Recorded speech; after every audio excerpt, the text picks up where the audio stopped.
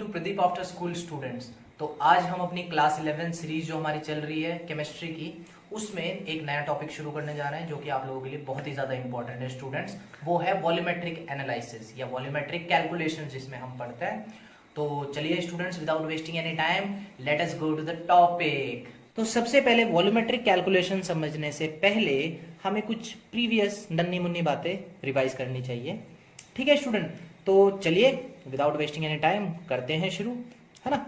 देखिए स्टूडेंट, सबसे पहले तो आप लोगों को सोल्यूशन के बारे में पता होना चाहिए। सोल्यूशन क्या होता है?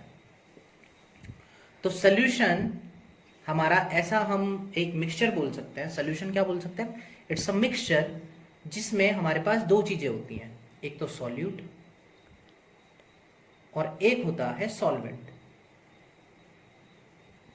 ठीक है स्टूडेंट, सॉल्वेंट वो जो लार्जर क्वांटिटी में होता है, ठीक है, एंड सॉल्यूट वो जो लेसर क्वांटिटी में होता है। मैं एरो से डिनोट कर रहा हूं, ये लार्जर क्वांटिटी ज्यादा चाहिए आपको और सॉल्यूट कम क्वांटिटी में होता है। जैसे कि फॉर एग्जांपल एक बेसिक बचपन का नन्ना मुन्ना सा एक सवाल कि एक एग्जांपल, सॉरी सवाल तो नहीं बोलेंगे, जैसे कि शुगर, मेरे पास पानी है, इस बीकर में मेरे पास पानी भरा हुआ है जार में, और मैं इसमें कुछ शुगर मिला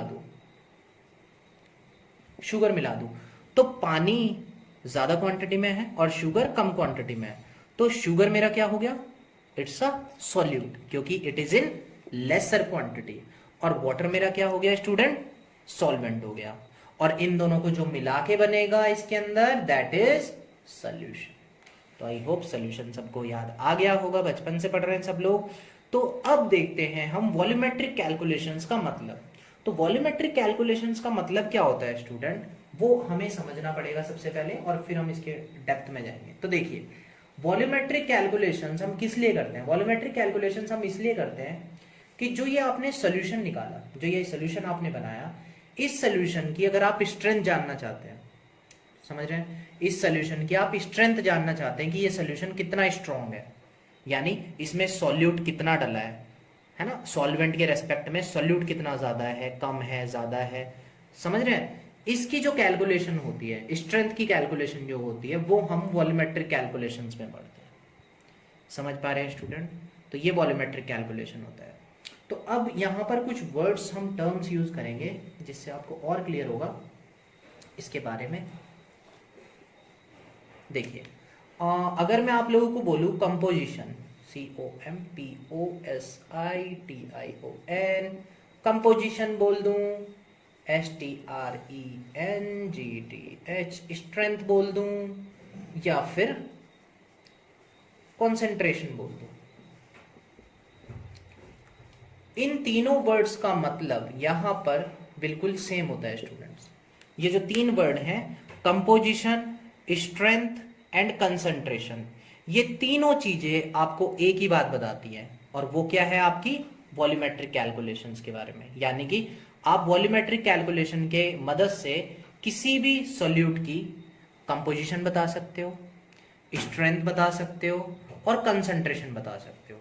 समझ रहे हो? यानी कि कितना अमाउंट ऑफ सॉल्यूट डिसॉल्व है हमारी किसी पर्टिकुलर सॉल्वेंट में।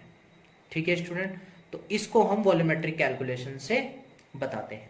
आई होप आप सभी को ये अच्छे से समझ में आ गया होगा।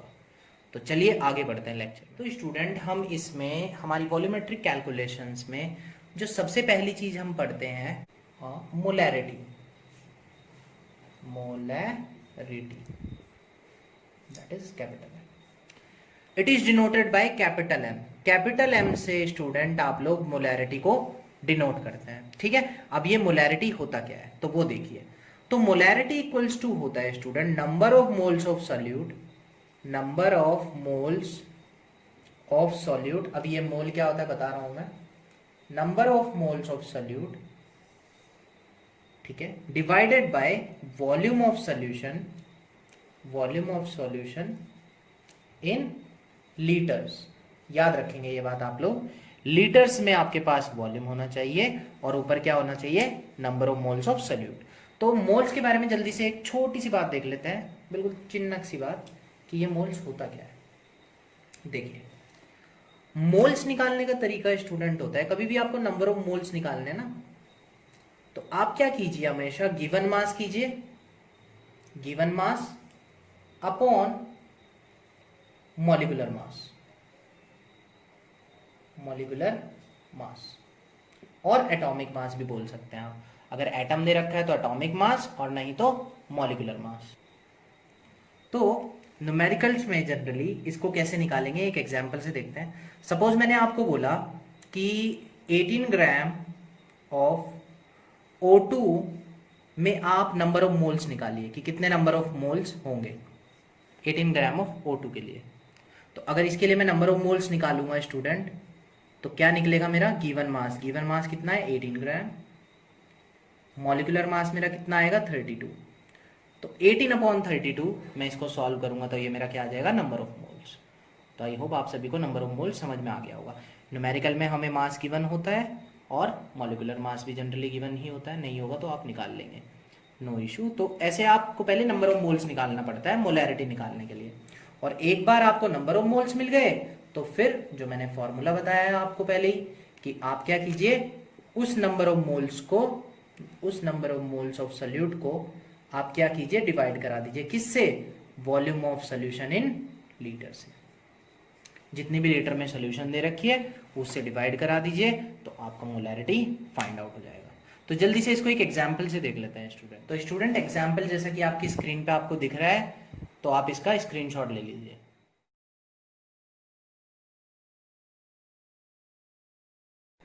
तो जैसा कि स्टूडेंट आप लोगों ने देखा कि क्वेश्चन में हमें गिवन है 4 gram of NaOH are dissolved in 200 centimetre cube of water, ठीक है। Find the molarity of the solution. तो अब मोलैरिटी निकालने के लिए हमें सबसे पहले क्या चाहिए, नंबर ऑफ मोल्स ऑफ, बताइए, बोल नहीं रहे हैं, काहे, number of moles of solute चाहिए हमें, सही बोला, number of moles of solute upon volume of solution. तो पहले तो आप इसमें डिटरमाइन कीजिए कि सोल्यूट कौन है।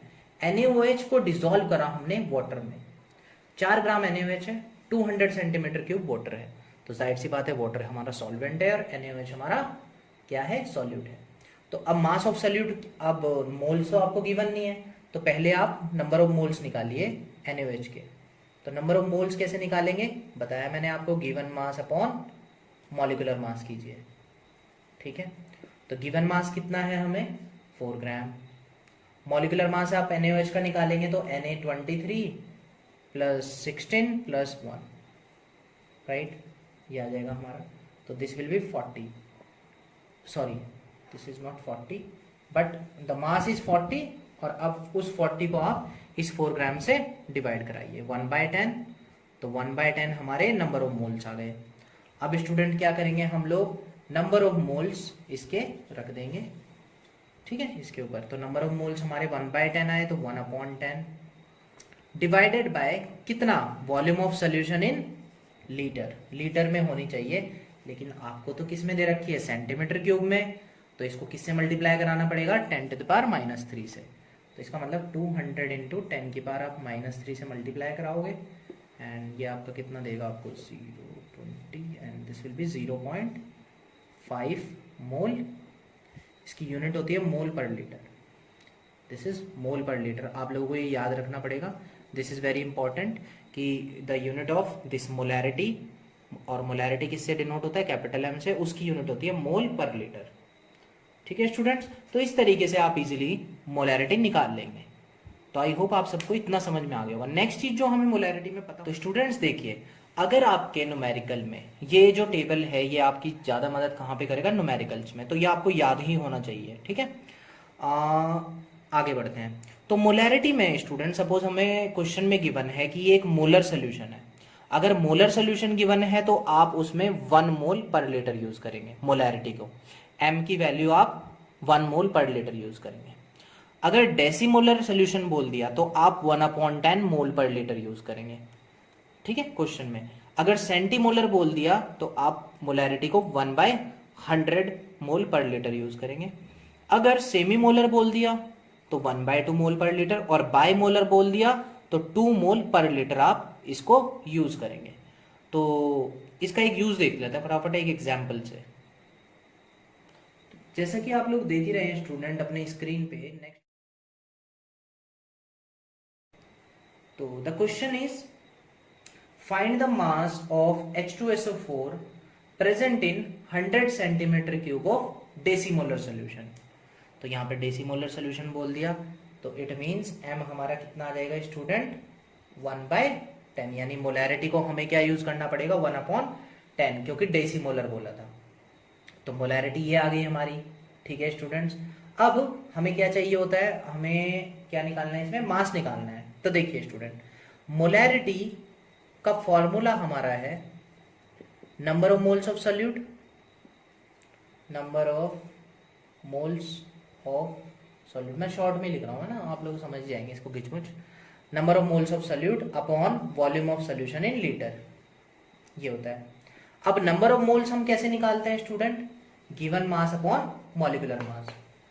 समझ रहे हैं सब लोग, क्योंकि मोल्स तो यहाँ गिवन नहीं है, तो हम यहाँ लिख देते हैं given mass upon molecular mass. ठीक है स्टूडेंट, ये लिख दिया, whole divided by volume of solution in litre. अब मोलैरिटी तो हमें कितनी दे रही क्वेश्चन में 1/10, पुट कर लेंगे 1/10। गिवन मास, तो मास हमें कितना गिवन है H2SO4 का, वही तो हमें निकालना है, तो गिवन मास ही रहने देंगे आप अपॉन में इसके ऊपर, सॉरी। और इसका मॉलिक्यूलर वेट कितना आएगा स्टूडेंट, आप निकालेंगे H2SO4 का, तो आपका 98 आएगा। ठीक है, कैसे, सल्फर का निकालेंगे, इसका निकालेंगे, ऑक्सीजन का, और फिर प्लस कर देंगे, तो 98 आएगा।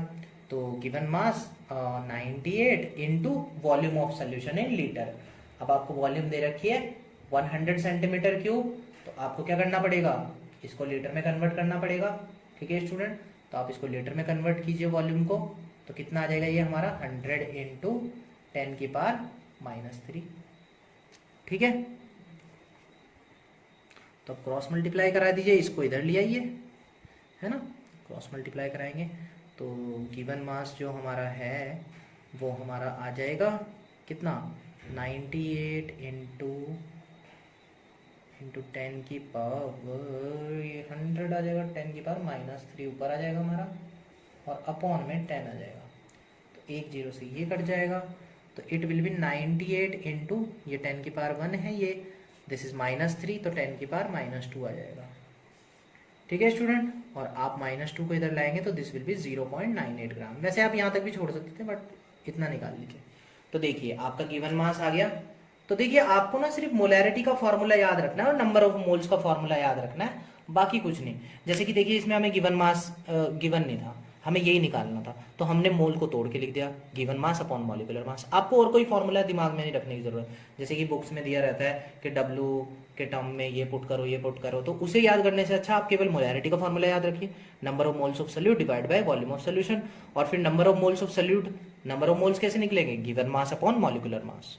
तो आपको गिवन मास चाहिए, इस बार इधर उधर करिए, वैल्यू पुट करिए और आंसर निकाल लीजिए। तो आई होप स्टूडेंट्स आप सभी को इस टॉपिक बहुत अच्छे समझ में आ गया होगा। If you have any doubt please let me know in the comment section, और अगर आपको पसंद आया है तो प्लीज आप लोगों से रिक्वेस्ट है कि इसे थम्स अप दीजिए, है ना, और सब्सक्राइब कीजिए चैनल को एंड शेयर कीजिए। Thank you so much.